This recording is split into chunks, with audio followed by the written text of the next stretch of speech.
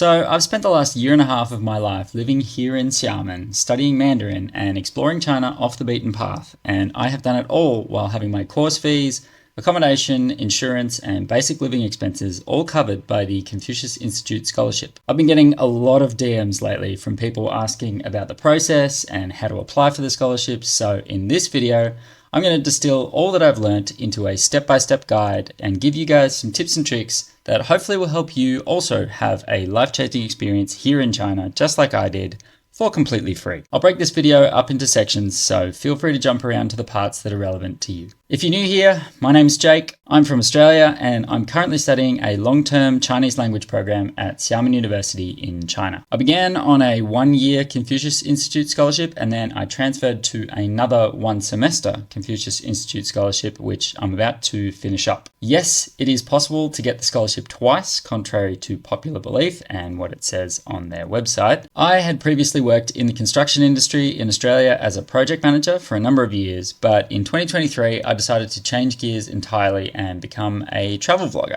which had always been a bit of a dream of mine. I ended up landing a scholarship here and started my new life here in September 2023, studying Chinese during the week and traveling and vlogging on the weekends and school holidays. 1 year later, here I am. My Chinese has improved from HSK 3 to about HSK 5 or maybe 6-ish. And I've had the opportunity to travel to some of the most interesting and beautiful places in China, all while barely dipping into my savings. So if that sounds like an experience you'd like to have yourself, then this video is for you. All right, step one is deciding what scholarship you actually want to apply for. There are so many different scholarships available to foreign students wanting to come study here in China. There is the CSC scholarship, there are provincial scholarships, and then there is the Confucius Institute Scholarship, aka the International Chinese Language Teachers Scholarship, which is arguably the most lucrative of the bunch for those who want to study Mandarin here, and the one that I am currently on. Now, the name of this scholarship does suggest that it's only relevant for people who want to become Chinese language teachers, but anyone who is interested in learning Chinese can apply and be successful.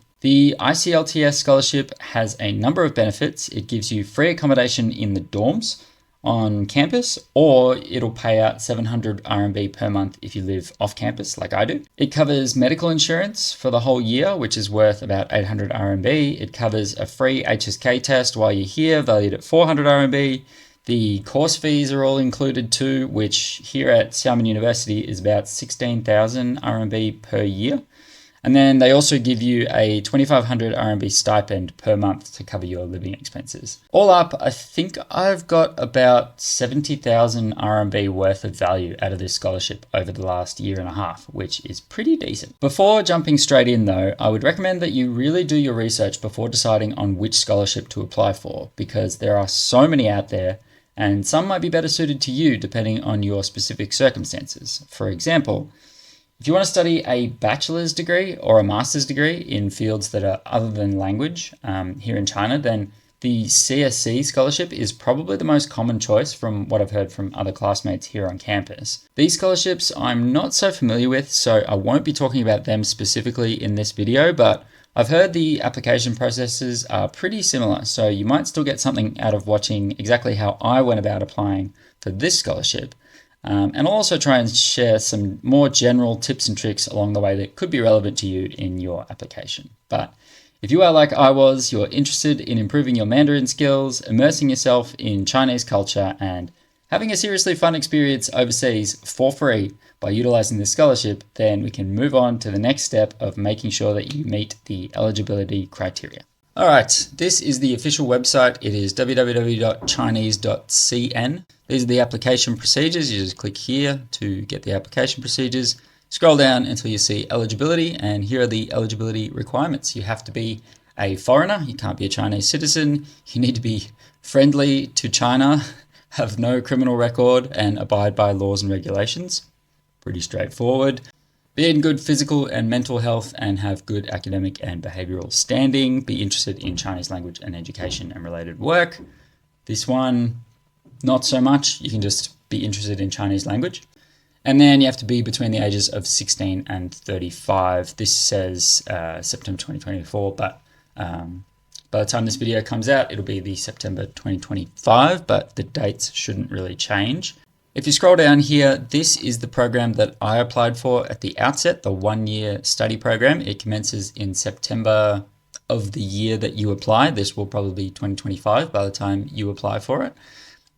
You need to pass the HSK 3 test and get an HSKK score, and you need a minimum of 270 on that test. So I'd recommend taking the HSKK test 2, which is a speaking test. All you have to do is really just repeat sentences that they give you, and it's really not that onerous of a test. It only takes 20 minutes. So it's well worth getting it because it does increase your chances of actually getting the scholarship. I took both of these tests online, but you can take them in person too. You just need to Google the HSK test centers in your area, find a date that they're testing, and then pass the test with a score of 270 or higher. You need to have taken this test within 2 years of applying. It's valid for 2 years. So yeah, if you're interested in learning how I went about preparing to take this test, then leave a comment down below and I might make a video about that at a later date. All right, after you've made sure that you are eligible, then you need to make sure that you have all the required documents. So we need to go to this official website. We need to click on application online. This website is horrendously slow, so you need a bit of patience when dealing with it. It will eventually give you a username and password. This is my username and password. You log in. You have to do a little test to make sure you're not a robot. I got 99%. Hell yeah. Hot tip, download and install Google Translate. And then once you've got it installed, you can right click here, go translate to English. It'll translate it for you and voila, everything's in English. Go to a scholarship application. It'll ask you which one you want. Go for the Chinese language teacher program. All right, so these are the requirements for the scholarship. You need a digital photo, you need your passport, you need to write an application statement, you need photocopies of your HSK and HSKK score reports, notarized highest education diploma attained. You need a reference letter from, I guess in my case, it was from the Confucius Institute in my country. It's probably better if it's a Confucius Institute. If you don't have a Confucius Institute, then you need to get a letter submitted and signed by your university president. And then it's different for master's degrees, but as I said at the start of this video, I'm just going through just for the language, if you just want to do language. If you are under the age of 18 and you're above the age of 16, then your parents need to sign some sort of legal guardian mumbo jumbo. This talks about Chinese bridge competitions and stuff. I didn't have any of that. I am not a Chinese language teacher, so I didn't submit anything for that.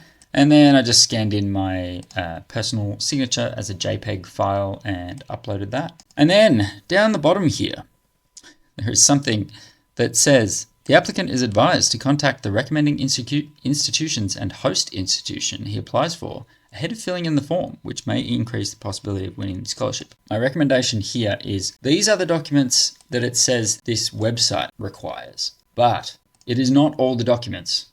This is where the confusion starts. There are more documents depending on which university you actually apply for. So what I would recommend is going to the university website. If you want to apply for Xiamen University, then I'm going to use this as an example now. This is the website, and I'll copy and paste this link in the description. Scan copy of your passport, that's the same. HSK K and K, that's the same. Reference letter is the same. All the way until you get down here. Applicants shall also provide additional documents required by the Xiamen University. Now, this is very open-ended. In the end, I had to supply more documents afterwards, after the application process went through and before it was approved. I'll show you the documents that I ended up having to give them. All these, 1, 2, 3, 4, 5, I'm just numbering them according to these on the screen here. They emailed me about a month later and they said, we need a physical examination. The link for this I will put in the description below. You need to download this form. You need to do all these tests. Unfortunately, for the first go around, I had to get it done in my home country and the tests were quite expensive. And then proof of study at a Confucius Institute. For that, I just screenshotted like the receipt of me paying for the course that I took. I would also recommend that if you aren't currently studying at a Confucius Institute in your country, that you just take a quick course with them. It'll say that you've actually studied at a Confucius Institute. It'll also help you build a relationship with the teachers who are actually going to be quite important in this application. So I think it's just worth, I don't know what the minimum course is, maybe just taking a week or something, or even 2 at a Confucius Institute in your country, and it'll definitely help your application get pushed through quicker. So that is the second thing that wasn't on there. And then the third thing was a background check or a police check. It took a little while to get in my country. You had to fill out a whole application form. You had to get it, notarized, and then go to a police station, and then they use that to basically just do a background check on you, make sure you don't have any criminal record and all that. And then a couple of weeks later, they sent me a confirmation that I don't have any criminal record, and I just attached that to my application. And then finally, something else that's not on there is your academic transcript for whatever diploma that you're going to be uploading.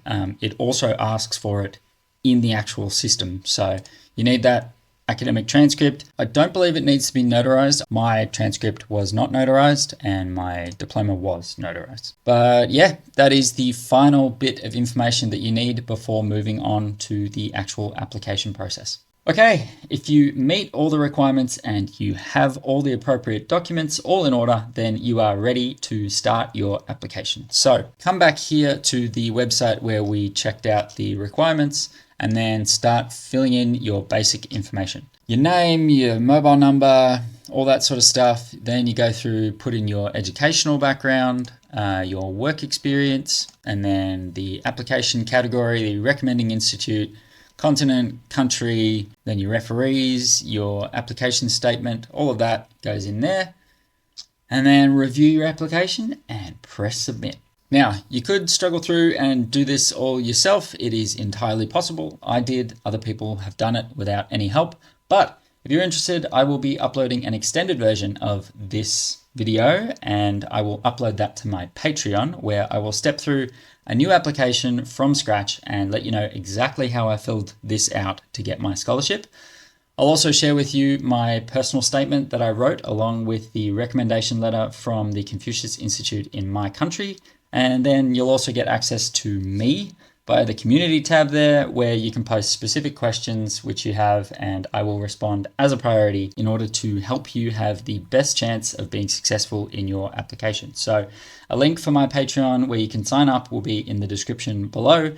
That being said, though, you do not have to pay me or anyone else any money to see this process through. I know plenty of people, including my previous self, that have managed to figure this out entirely by themselves. And I'm sure you can too with a bit more effort and research. But if you need that little bit of extra help with your application, those resources are there if you need them. Okay, deadlines. Deadlines vary quite a bit depending on what program you're applying for. So I recommend checking with the university websites to make sure you don't miss the application date. But if you are applying for the 1-year language program starting in September, let's go back to this website here. Online registration opens from March 1st. It'll be the same for next year in 2025. They just haven't updated this website yet. And then you need to apply before May 15th of the same year. Okay, some hot tips. Once you actually hit apply on the website, I would recommend straight away going and contacting the Confucius Institute in your home country and asking them to log into the system, review and approve your application, because the quicker they do that, the quicker it then goes on to the next step, and hopefully the quicker that you'll get a response. After that, your application gets reviewed by the Global Confucius Institute body, and then they talk to the university that you've applied for. So it's at that time, I don't know, maybe a month after you've applied, that if they require any further information, then they will follow up using the email address that you provided in your application. So make sure you keep on top of your emails during this time. But if your application is all good and they don't require any further information, then your application will get put into the review process, and it's time to just sit back and wait. And I do mean sit back and wait. It takes them quite a while to get through all these applications. And for me, I ended up receiving an email on the 31st of July after applying on the 15th of May. So that is 2.5 months I waited. And after I received that email, the email says that I needed to be in Xiamen by the 1st of September. 4 weeks notice to pack up your entire life and move over to China for a year, which is not a long time, but it is what it is. At this point, I just want to emphasize that this video is entirely based on my personal experience studying Mandarin here at Xiamen University, and it might differ for you based on a range of factors like what you actually want to study, what country you're from, what scholarship you're applying for, but hopefully this video has been helpful to you in showing you what the process that I went through was like to get my scholarship, and then the process that you're likely to go through if you want to do something similar. So if you've submitted your application and you've been accepted to the university, then congratulations. It has been a really eye-opening cultural experience for me, and I'm sure you'll have an awesome time while you're here. If you are coming to Xiamen University specifically, then I have made a whole bunch of other videos while I've been living here for the past 1.5 years, which you can feel free to check out. I will leave a link to a Xiamen playlist in the description. I'm also planning to post a bunch of other videos on my Patreon before the September 2025 intake to help those arriving in Xiamen settle into life here, such as registering with the police station when you get here, how to find an apartment if you want to live off campus, how to book the library or the gym, how to make friends, the cost of living in Xiamen, basically everything you need to know to help you get the most out of your time here. So if that interests you, you can sign up as a free member on my Patreon to get notified when I make the videos available, and also let me know in the comments which of these videos would be most important to you. Other than that, I will see you in the next one, guys.